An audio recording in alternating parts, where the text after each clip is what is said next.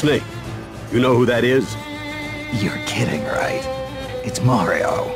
Mario made his first appearance in 1981, and since then, he's become a worldwide phenomenon. There's probably not a single person who doesn't know Mario. He's that famous. Good thing I survived long enough to meet him on the field of battle, huh? This is a once-in-a-lifetime chance, Snake. Now get out there and show him what you're made of. No regrets. Got it.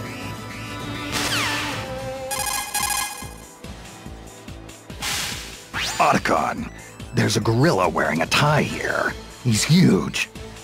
That's Donkey Kong. As you can tell, he's got strength to spare. He may be king of the jungle, but he lives in a house just like you or me. And he seems pretty smart. Well, for an ape anyway. The Donkey Kong who fought that epic battle with Mario was this guy's grandfather. That was a long time ago. What about this Donkey Kong? Does he get along with Mario? Nope, they're still at it. Seems like they're always competing in something. Kart racing, sports, you name it. A chip off the old block.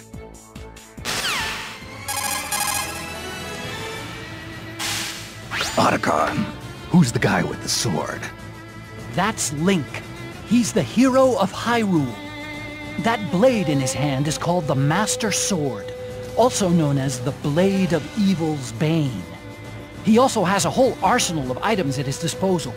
Bombs and arrows, a shield, a boomerang, and a claw shot. He's a force to be reckoned with. Gear is only useful when it's used at the right time and place. Just lugging a ton of it around doesn't do you any good. I wouldn't be talking if I were you, Snake.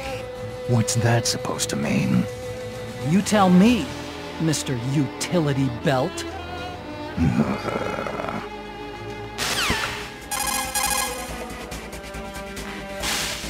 Hey, Otacon. I got a woman here in a power suit. Huh? How did you know she was a woman? Yeah.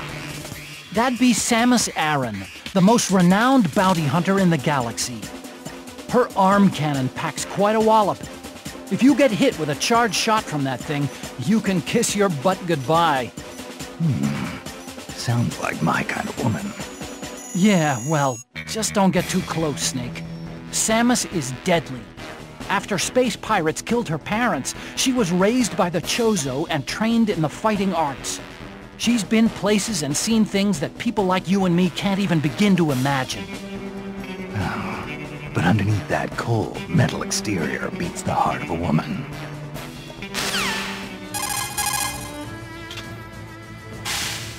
Mei Ling, Samus took her clothes off.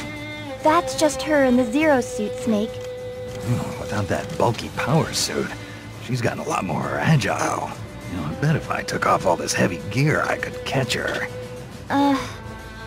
Yeah, you wish. Even without the power suit, all that training she did with the Chozo has made her a super athlete. I don't think a normal human could ever keep up. Just look at her. Her loss.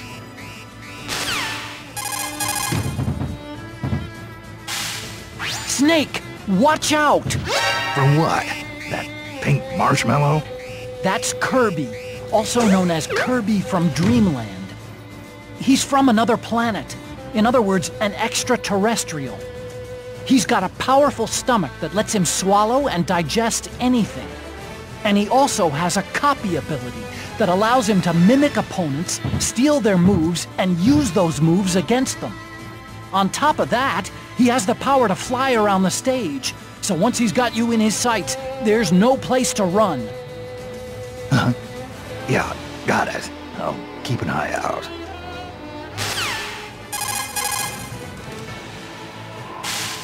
Colonel, that fox is fast. You're fighting Fox, eh, Snake? His full name is Fox McCloud. He's the leader of the Commando for Hire unit, Star Fox. They're mostly active in a galaxy known as the Lilat system. Fox and his comrades pilot all-terrain fighter crafts called R-Wings. His skills in combat can turn the tide of any battle. You seem to have a thing with foxes, don't you, Snake? Don't remind me. first foxhound, and now this guy. I'm sick of foxes. You and foxes have a long history together. You ought to be proud.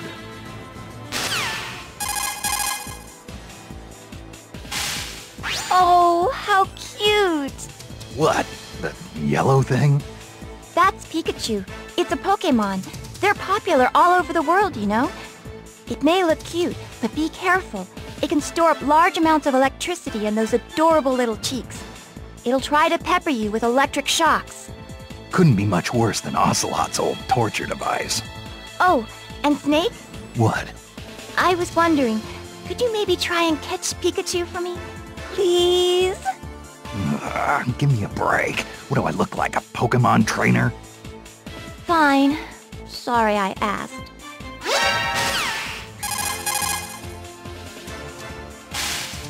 Snake, have you heard the saying, politics makes strange bedfellows?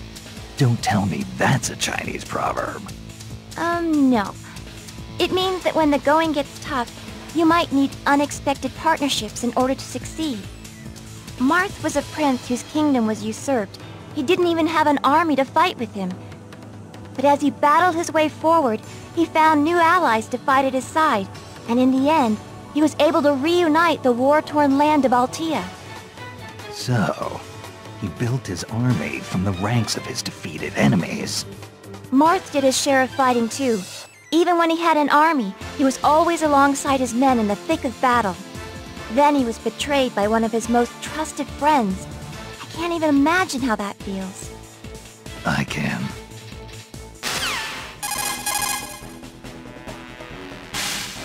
Otacon.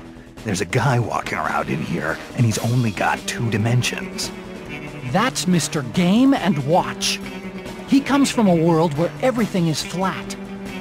Game & Watch was a series of portable games released by Nintendo in 1980. They were powered by large-scale integrated circuits and only had monochrome LCD displays, so characters kind of looked like the numbers on a calculator.